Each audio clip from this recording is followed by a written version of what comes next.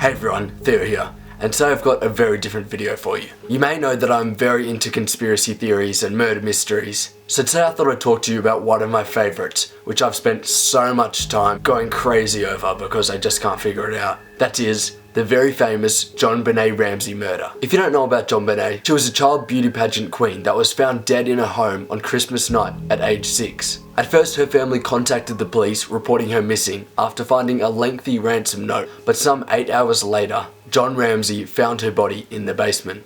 She had been strangled, and a garrote was found tied around her neck. It was a pretty gruesome scene, and now, 20 years later, it is still unknown who killed JonBenét. However, there are loads of suspects, and today I'm going to be discussing some of the most popular ones and why people think they may have murdered JonBenét. First off, we have her 9-year-old brother Burke. Burke had a history of being violent and a bit out of control at times. When they conducted the autopsy on JonBenét's body, they found wound marks on her back that matched the edge of one of Burke's toy train tracks, which theorists say he used to injure her. The biggest theory pointing at Burke is the pineapple.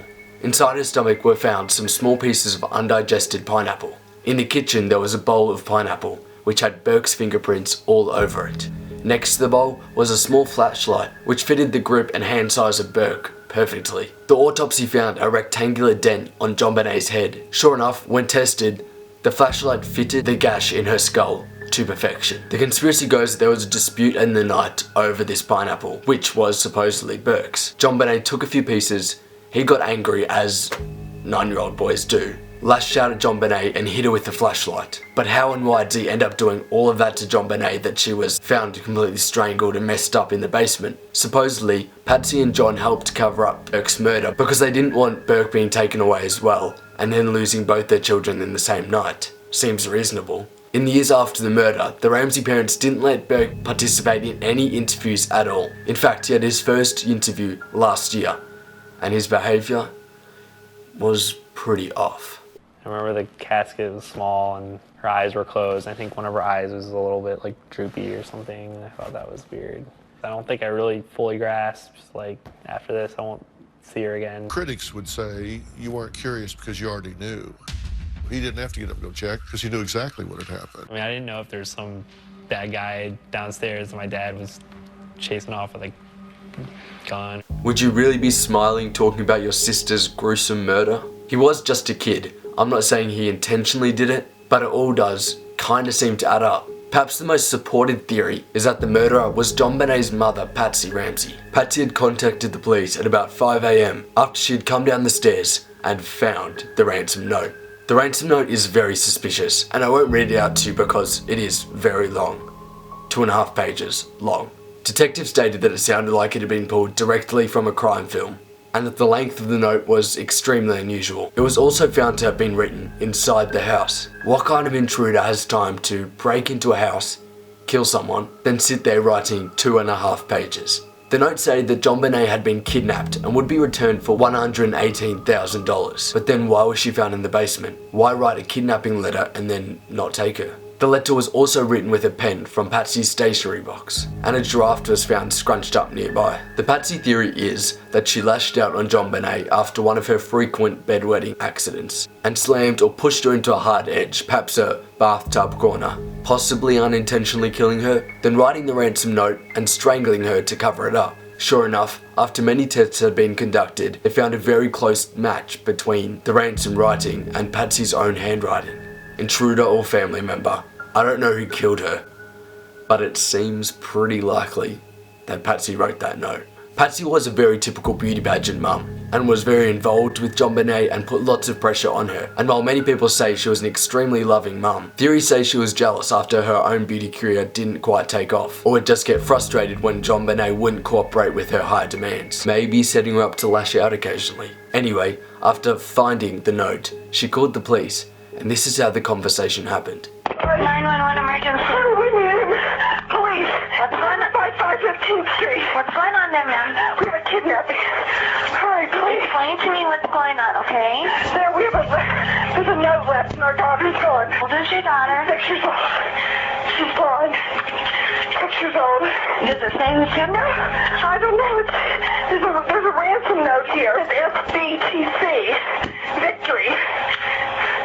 Please. Okay, what's your name? Are you Patsy Ramsey, I'm the mother. Oh my God. Please. Okay, I'm sending an officer over, okay? Please, there's somebody. I am, honey. Please.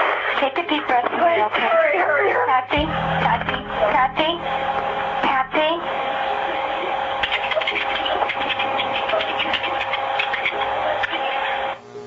Some people claim that if you listen very closely, you can hear Patsy say to someone at the end after she had thought she'd hung up, "What did you do?" And others claim with the use of audio enhancement programs, you can even hear Burke say, "Am I going to be arrested?" So that's probably another piece of evidence towards her covering up someone else's actions, Burke, or maybe someone else. Which brings us to the next suspect, John Ramsey, JonBenét's dad. Now unfortunately, Patsy Ramsey actually died after a long-term battle with cancer in 2006, but John still lives, and there's a few reasons behind people's belief of his murdering. When police arrived at the scene, they sent John and a neighbour that was there for support to look around the house for anything unusual. John headed straight for the basement, where he immediately found JonBenét's body and brought her up. If the speed of this discovery wasn't weird enough, that when they got to the basement, before John had actually turned on the light, he'd exclaimed that he'd found JonBenét's body.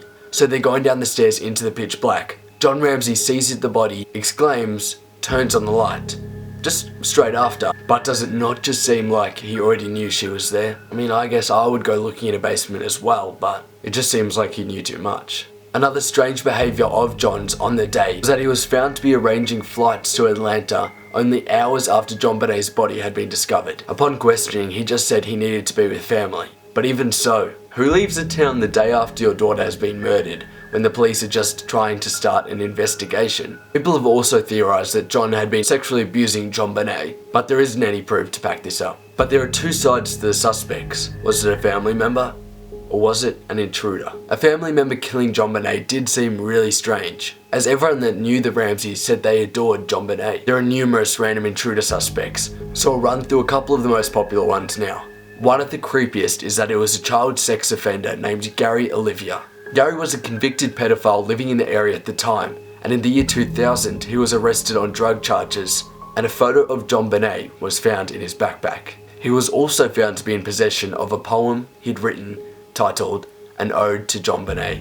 At one point around the time, Gary Olivia was also arrested for having uploaded child porn photos to his email account and even putting together videos himself. After being named as one of the suspects, one of his high school friends came forth and said he had received a call from Gary around the time of JonBenet's murder, in which Gary confessed that he had hurt a little girl. "I hurt a little girl." The friend also said the Garrett used to strangle JonBenet used knots very similar to those Gary had once used when attempting to strangle his own mother in a previous time. Another suspect is the Ramseys' electrician, who at the time was supposedly in the midst of a property dispute with John Ramsey. He was a suspect after police found a footprint matching his close to the Ramseys' home. But 2 days after this information came forth, Michael Halgorth, the electrician, committed suicide. Did he kill JonBenet out of revenge over the dispute and then suicide out of guilt or fear of being caught? The final suspect I'm going to talk about today is particularly strange, the local Santa Claus. Bill McReynolds was a local man who dressed up as Santa every Christmas and attended local events and visited houses. McReynolds got along very well with JonBenet.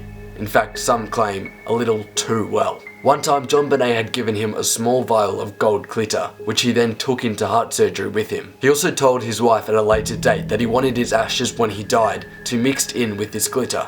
A couple of days before Christmas, he appeared at the Ramseys' door and gave JonBenet a note, which read, "You will receive a special gift just after Christmas." Just after Christmas, JonBenet was murdered. There's also a couple of creepy coincidences relating him to the death, although, are they coincidences?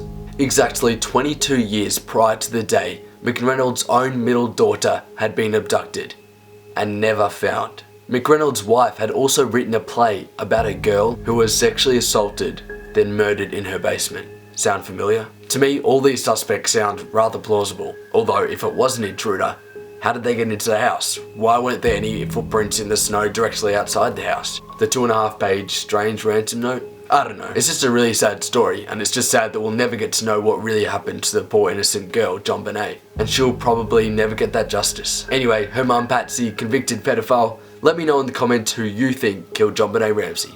I've really enjoyed learning about this case and I've watched so much on it now. So if you want to see more videos like this, hit like and let me know. This week's Fantastic Person of the Week goes to Oh no, it's Caitlin. Thanks so much for watching last week's video, Caitlin. Make sure you go follow her on Twitter. And if you want to be next week's shout out, leave a comment below with your Twitter username included. Subscribe for a new video every Sunday. Thanks so much for watching, and I'll see you very soon. Bye guys. It's 12:12 a.m. and I'm going to bed. Good night.